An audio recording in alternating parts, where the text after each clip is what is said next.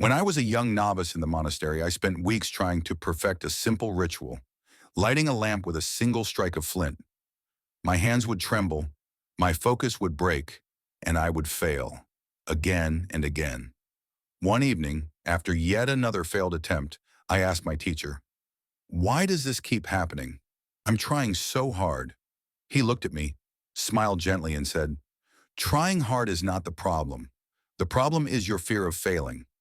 Failure, my dear friend, is not the end of the road. It is the whisper at the door asking if you're willing to go deeper. In a world that teaches us to avoid pain, chase perfection, and mask our vulnerabilities, I want to invite you to see failure not as defeat, but as a companion on your path. You see, failure is not opposite to success. It is a part of success. Like night prepares us for dawn, every failure readies the soil of your soul for something greater to grow. When I first came to the monastery, I thought the journey to peace would be simple. But my mind was restless. I failed at silent meditation. I failed at memorizing chants. I even failed at washing my bowl properly. Each night, doubt would creep into my heart, whispering, "Perhaps this life isn't for you." But my teacher would remind me, failure is simply a mirror. It reflects what you still need to learn about patience, about humility, about letting go. Think of failure like a river. If you try to resist its flow, you will exhaust yourself. But if you sit quietly by its banks, listen to its current, you will understand where it is trying to take you. Our problem is not that we fail, it's that we attach our worth to the outcome. When a seed is planted, we do not curse it for not blooming the next morning.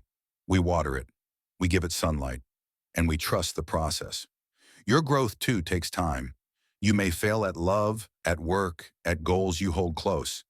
But remember, even the moon fails to shine fully every night, yet it is still whole.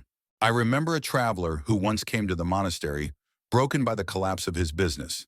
He kept asking me, "What did I do wrong?" I said, "Perhaps the question is not what you did wrong, but what this experience is asking you to understand." Sometimes failure strips away what is temporary so that you can find what is eternal. It humbles the ego, quiets the noise, and leads us back to simplicity. So if you're going through a failure right now, pause, breathe. Sit with it, not as your enemy, but as your teacher. Ask it, "What are you here to show me?" You may find it's guiding you toward a life that is more aligned, more aware, and more true. Remember, you are not alone on this path. The pain you feel has been felt by many before you. And like them, you too will rise. Not despite your failures, but because of them. May your failures teach you grace. May they deepen your wisdom. And may they bring you closer to your inner peace.